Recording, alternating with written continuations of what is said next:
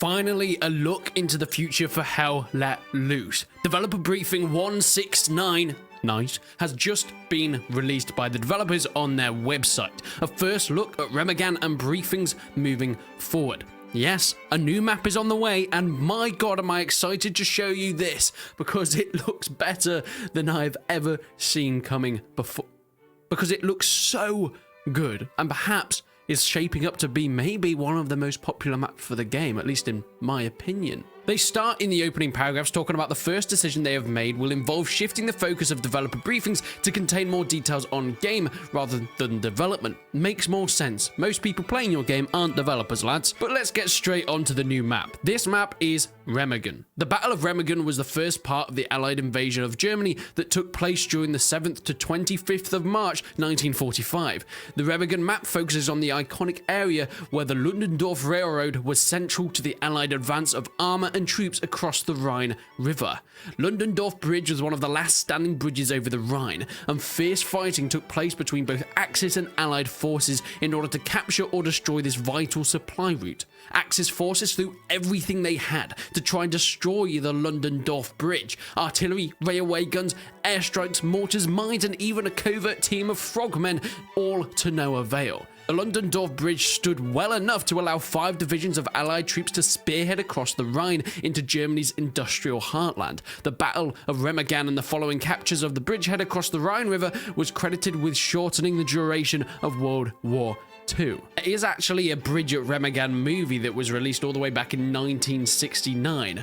It doesn't have the greatest Rotten Tomatoes score, but that's what I'm definitely going to check out. In Update 12 of Hell Let Loose, players will be battling during the period shortly before the US successfully captures the bridge, prior to its capture and prominent collapse 10 days later. And it shows us some of the pictures of the real-life bridge at the time and the recreation throughout Hell Let Loose. My god, does this look fantastic. This is going to be one of the most game-changing maps that Hell Let Loose is going to offer, mostly because we don't really have anything like this so far. We've got forest battles fighting up hills in Hurtgen Forest and Hill 400.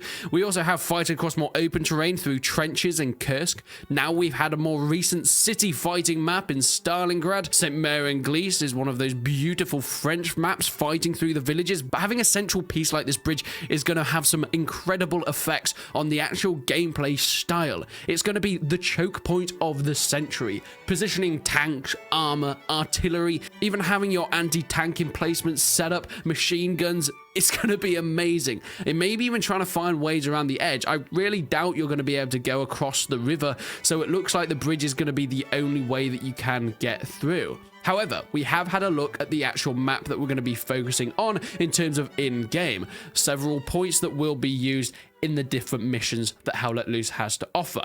Ludendorff Bridge, though, is the central point, so there will be big fighting there, and they've managed to enforce that within the game using it as a point itself.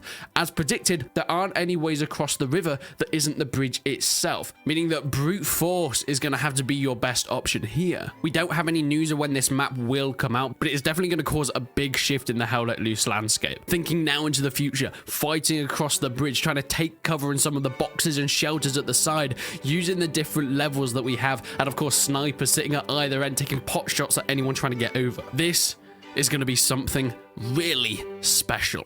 And then on the 26th of January 2022, this year, we got our announcement. Crytek released some strange and cryptic trailer. It didn't really show anything about the game itself, but was almost just its teasing announcement, showing us the general vibe is coming back. Of course, cascading buildings, destructive terrain, and profits.